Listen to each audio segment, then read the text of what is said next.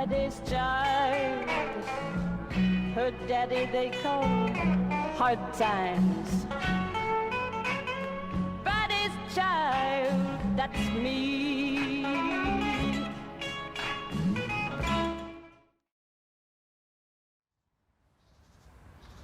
I just want to maintain myself. I just want to live a good life, and I just want to do art and do it freely. Okay, yeah, my name is Annika. I live in Berlin. I'm from Bavaria originally. I'm a tattoo artist, and I guess that's why you're interviewing me. At first I was just in a few different cities in Germany where I knew other tattoo artists.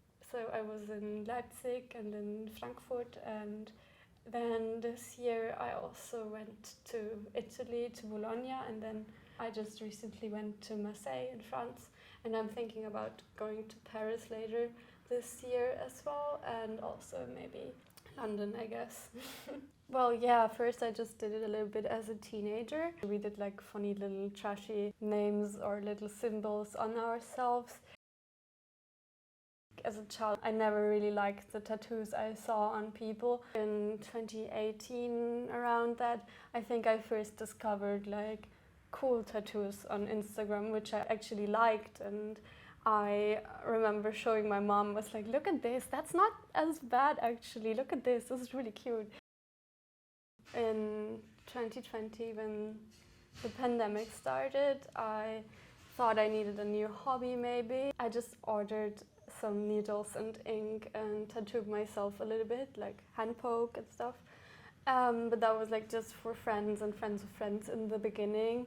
And then last year I started to do it a bit more professionally. I was first renting a place in a studio to do my portfolio in fashion design. I've got ADHD diagnosed since I was in the 2nd grade. All my school career, I just really struggled with all these institutions. In fashion design before, I used to put a lot of pressure on myself in succeeding. A lot of creative jobs exploit your creativity to an extent where it gets alienated from you and you don't feel it anymore that much. Anything I did was never good enough for me to publish. I never posted any of the stuff that I did because I did have lower standards for myself in tattooing. I just post them, and then suddenly people like it that much, and I'm like, wow, for me that's not even like the best thing I did. I'm not that happy with it, but like people get so excited about it. That's really pushing my ego, I guess. Also because there's like not really like a academic professional education or something for tattoo culture. It was more like a DIY thing for long. I think the nice thing was that there was no pressure. The most really inspiring tattoo artists that I know are all self-taught. I never really, watched a video or something on how to do it. It was all just trial and error on myself.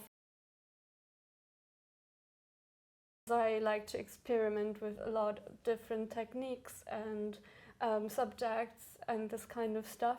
But it's also like really nice that these hand poke ribbons that I do, that they are so often requested, because usually it's nicer to just draw them on with a pen on the skin. I know the technique, I know what to do.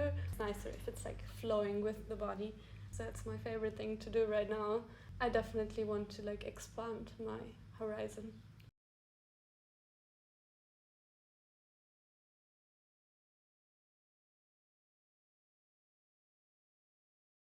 I just draw by sketchbooks like during the day in public transport, or if I wait somewhere, but I also really like to plan to sit down in the evening or something and to have everything around me done and just draw and focus on that.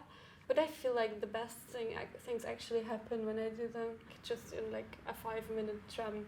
It's not very common for any tattoo artists to have appointments before 12.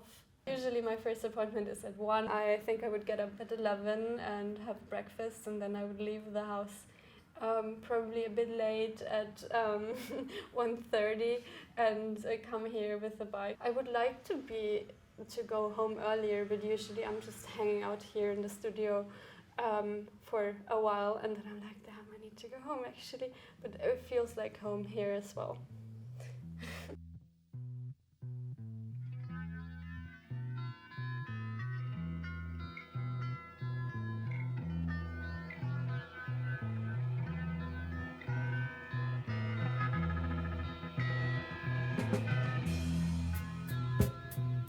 While you're getting kicked to death in a London pedestrian subway, don't think passers-by will help, they just look the other way. They've seen too much, they don't wanna know, they don't wanna know. Violence grows, violence grows, violence grows, violence grows.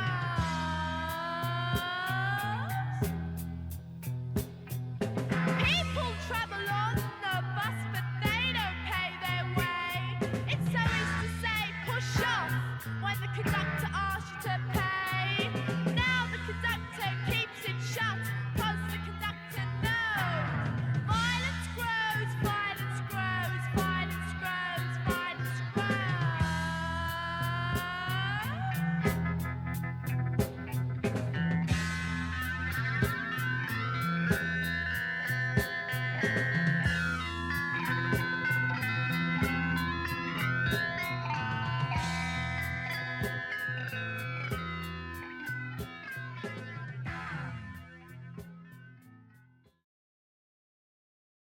I mean, the first thing would be nice if I didn't have like financial anxieties anymore, to really be able to sustain myself.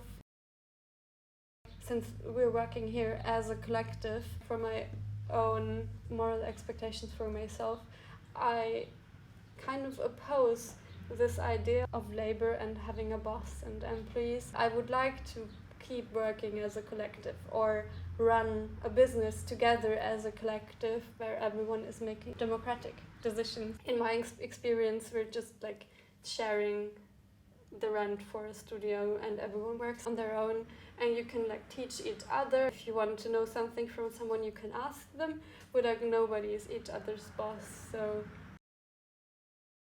tattoo culture, or this whole business, is stepping into like a completely different age now, since now it's all happening on Instagram. You only get clients on Instagram, and you show your designs on Instagram, and you communicate through stories. That is like a completely new age of work as well. I would neither want to be the boss of someone, nor I would want to work for someone else. There's definitely a lot of downsides in these new digital jobs that are evolving. Society will need to find ways to make it more secure for people, but at the same time still see the ways that we can profit from these new types of work. There's a different answer for every single one. You just really need to find out yourself.